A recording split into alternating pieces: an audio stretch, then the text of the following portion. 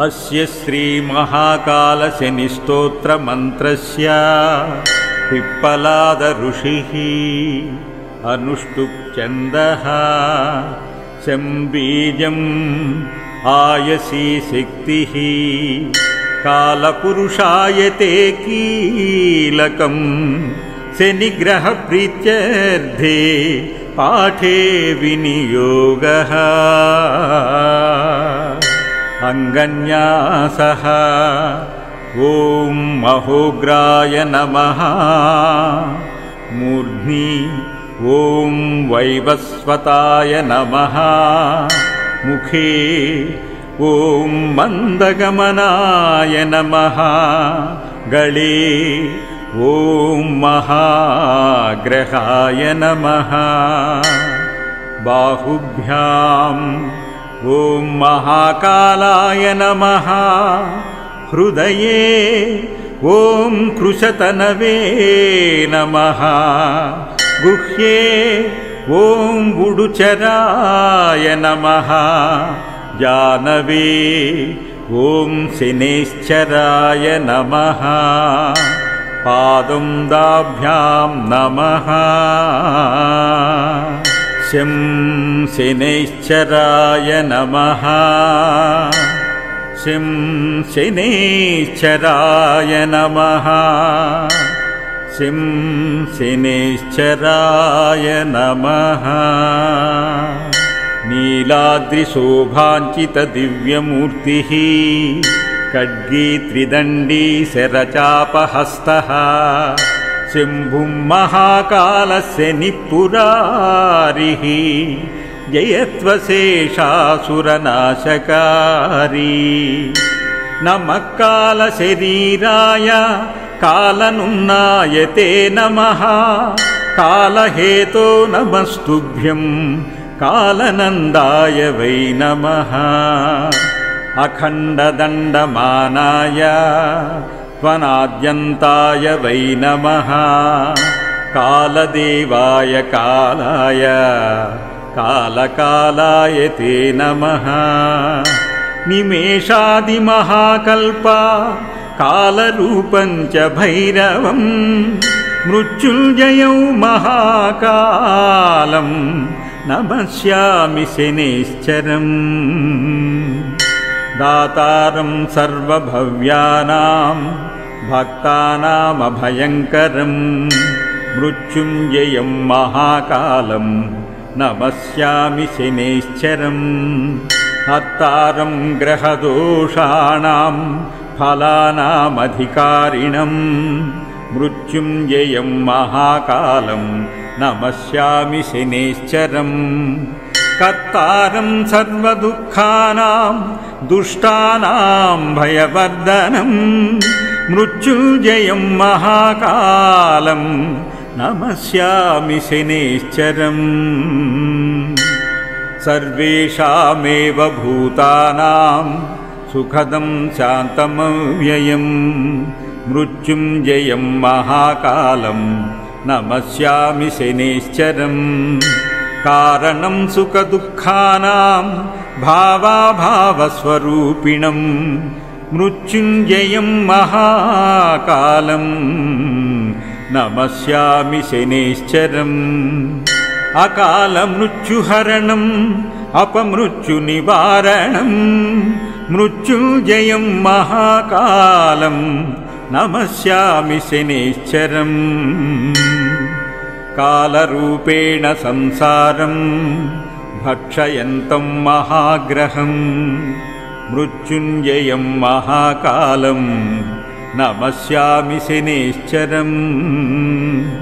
दुर्निरीक्ष्यं स्थूलरोमं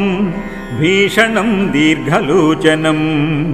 मृत्युञ्जयं महाकालं नमस्यामि शनैश्चरम् ग्रहाणां ग्रहभूतानां सर्वग्रहनिवारणं मृत्युञ्जयं महाकालं नमस्यामि शनैश्चरम् कालस्य वशगाः सर्वेन कालः कस्यचिद्वशः तस्मात् त्वां कालपुरुष प्रणतोऽस्मि शनैश्चर कालदेव जगत्सर्वं काल एव विलीयते कालरूपः स्वयं शम्भुः कालात्मा ग्रहदेवता चण्डीशो रुद्रढाकिन्यां क्रान्तश्चण्डीश उच्यते उद्युदाकलितो नद्यां समारूढो रसाधिपः चण्डीशः सुखसंयुक्तो जिह्वया ललितः पुनः क्षितजस्तामसी शोभी स्थिरात्मा विद्युदायुधः नमन्तो मनुरित्येषा शनितुष्किरः शिवे आद्यन्ते अष्टोत्तरशतं मनुमेनं जपेन्नरः यः पठेत् शृणुयाद्वापि ध्यात्वा सम्पूज्य भक्तितः तस्य मृत्युभयं नैव शतवर्षावधिप्रिये शं शनैश्चराय नमः।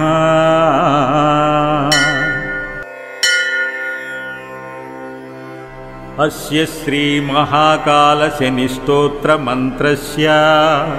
पिप्पलाद ऋषिः अनुष्टुप् छन्दः शं बीजम् आयसी शक्तिः कालपुरुषायते कीलकं शनिग्रहप्रीत्यर्थे पाठे विनियोगः अङ्गन्यासः ॐ महोग्राय नमः मूर्ध्नि ॐ वैवस्वताय नमः मुखे ॐ मन्दगमनाय नमः गळे ॐ महाग्रहाय नमः बाहुभ्याम्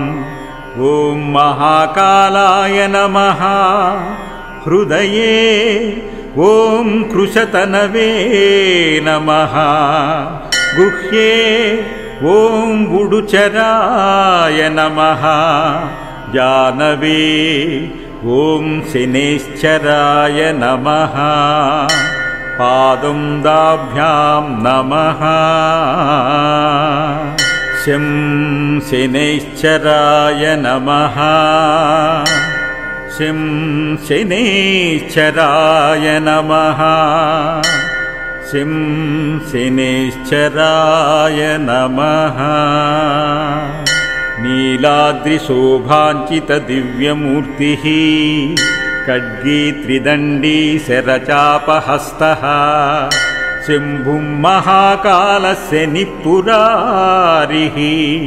जयत्वशेषासुरनाशकारी नमः कालशरीराय कालनुन्नायते नमः कालहेतो नमस्तुभ्यं कालनन्दाय वै नमः अखण्डदण्डमानाय त्वनाद्यन्ताय वै नमः कालदेवाय कालाय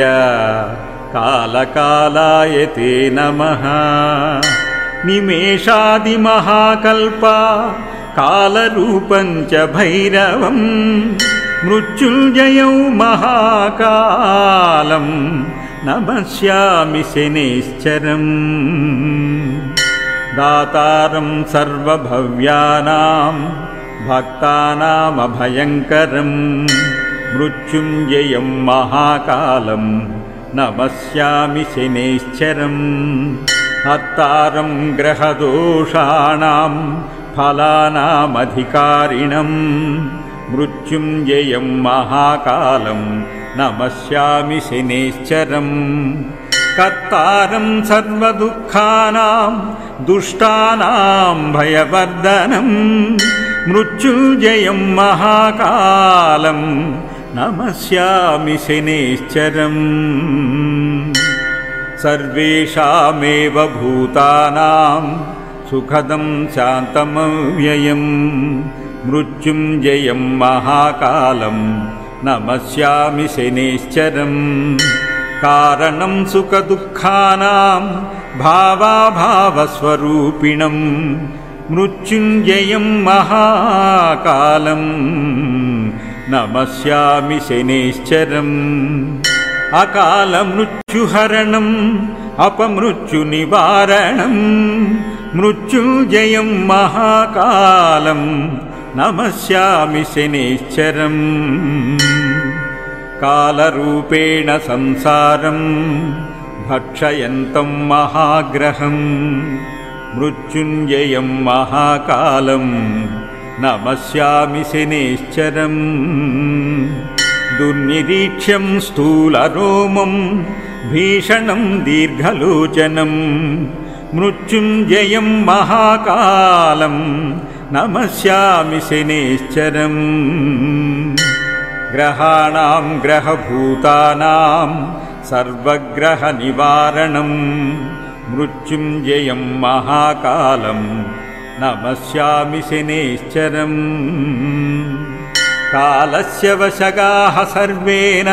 కాలః కస్యచిద్వశః తస్మాత్ త్వాం కాలపురుష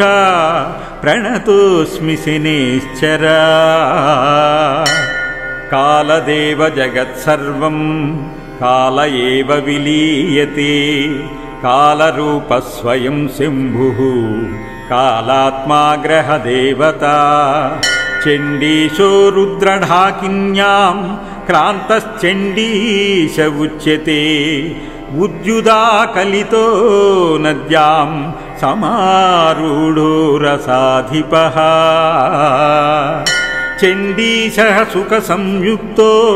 జిహ్వయా లలితః పునః క్షితజస్తామసీ శోభీ స్థిరాత్మా విద్యుదాయుధః నమంతో మనురిత్యేషా శనితుష్కిరః శివే ఆద్యంతే అష్టోత్తరశతం మనుమేనం జపేన్నరః యప్పటేత్ శృణయాద్వాపి ధ్యాత్వా సంపూజ్య భక్తితః తస్య మృత్యుభయం నైవ శతవర్షావధి ప్రియే శనేశ్చరాయ నమః।